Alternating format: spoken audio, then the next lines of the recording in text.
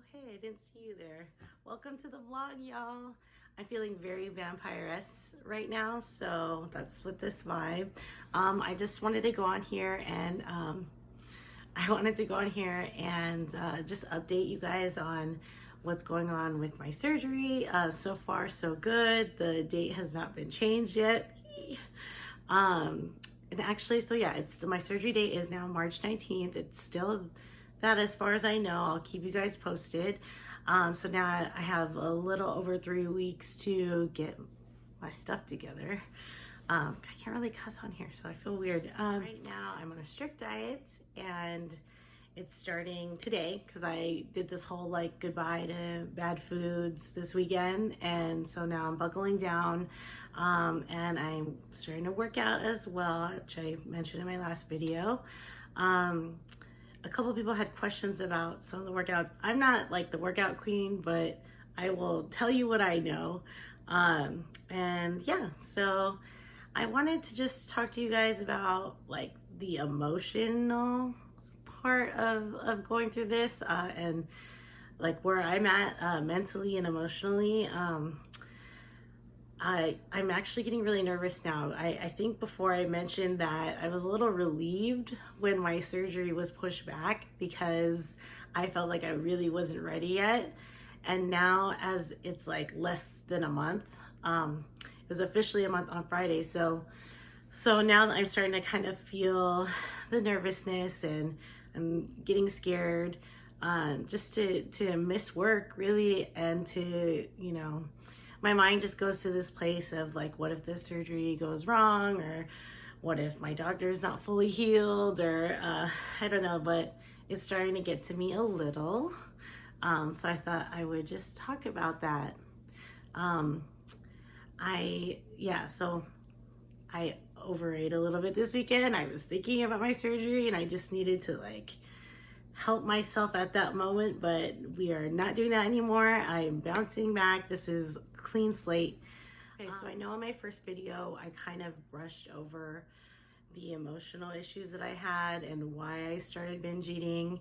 And I wanted to kind of dig deeper into those issues, so that people that relate to me know that they're not alone, that we're all going through this. And I just wanted to just kind of dig deeper into it. So I lost my stepmom, she was very close to me at a young age. I was 17. And she had not been around to see me graduate from high school. So it was right before my graduation. And it was really, that was the catalyst of everything. Because after that happened, I was like, you know, had anxiety, and I was figuring out how to cope. My family was falling apart, and she was kind of like the glue, and so all my siblings, we kind of just went like this. And my dad and I had a very rough relationship. He was going through it, I was going through it, and I was a teenager, and it was just very rough on us, all of us. And I didn't know how to make myself feel better besides eating. So I didn't even know I was doing it. And it just got worse and worse. And I actually gained about like, I want to say like 40, almost 50 pounds. It was really, really, really gnarly at that time. And I didn't have any coping mechanisms. I didn't know how to deal with that. That was like I had lost my grandparents, but they were like older.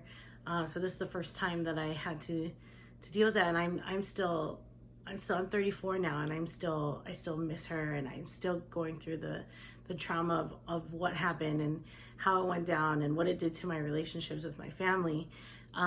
It was not easy. So yeah, I always counted on food to get me through those times, and that's what started it all. I had been in a relationship with somebody that I was with for a long time, and it was on and off. And our final breakup was really bad. It was really bad. It was not very good for me. And I started being very, self-destructive. And I would just put myself in situations where I knew they were bad for me. I would drink.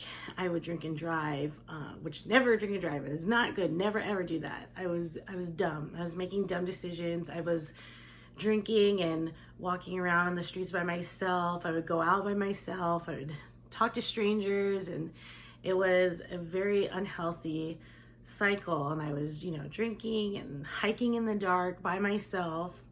What was I even thinking? Now that I think about it, I'm like, what was it? Charlene, wake up. But I was heartbroken and I was devastated, and it just like trauma after trauma. And then I was in another relationship, and it was a good relationship, but it ended badly. It was physical. I want to say like we fought each other. So it was physical on both sides. There's a moment where we're arguing and we hit each other, and you should never hit anybody. Never lay your hands on anybody, ever, ever, ever. But it was just one of those toxic, it was a relationship that turned toxic, and there's no excuse. It should never, ever have gone to that. But I think that hurt me, and then getting out of that situation, finding ways to escape my problems.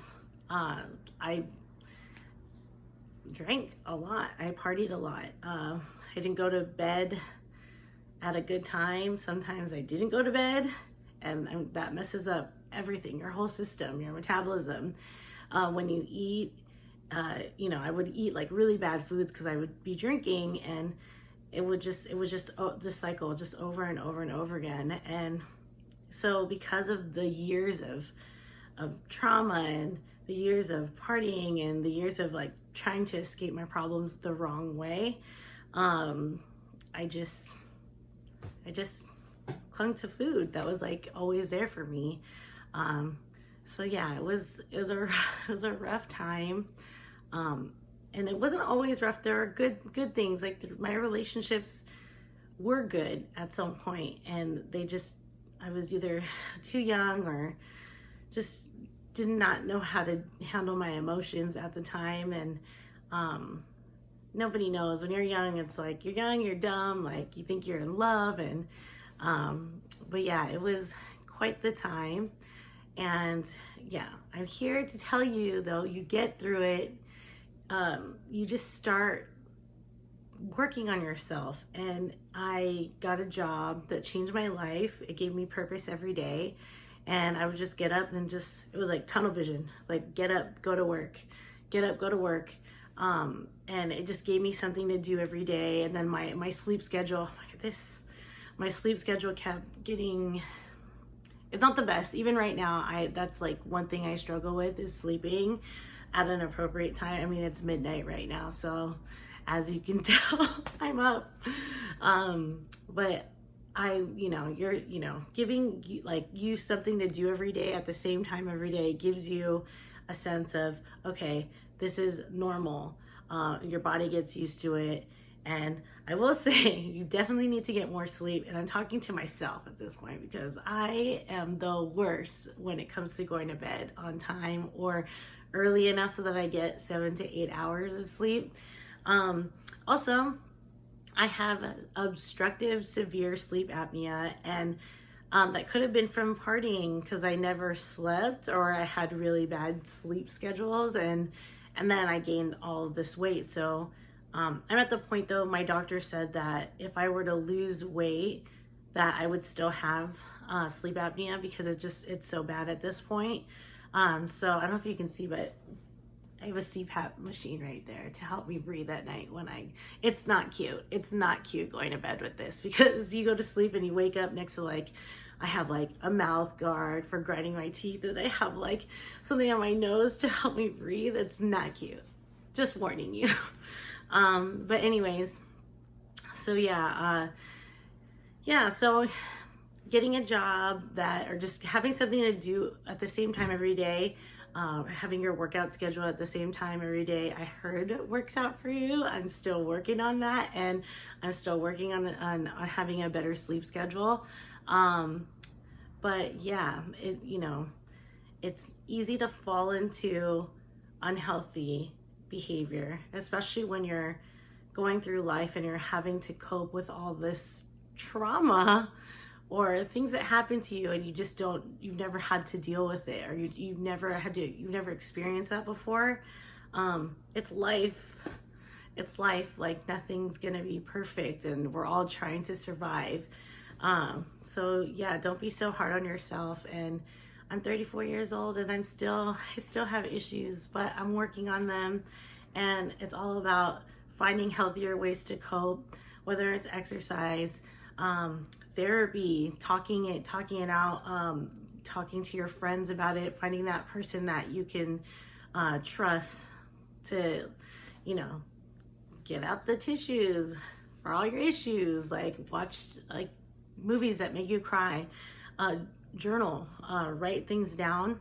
I used to be a big writer and I stopped writing when my stepmom passed away, and I just recently started again. So I wanted to share that with you guys, if you didn't mind. I actually wrote a poem. But yeah, here we go. It's actually about what we're talking about, a little bit of the heartbreak. And so this is a poem that I wrote called Big, Broken, Battered. Young and restless, pining for love, pretending to know what it feels like. Deep romance, too fast. Insecurities, fighting with all of their might.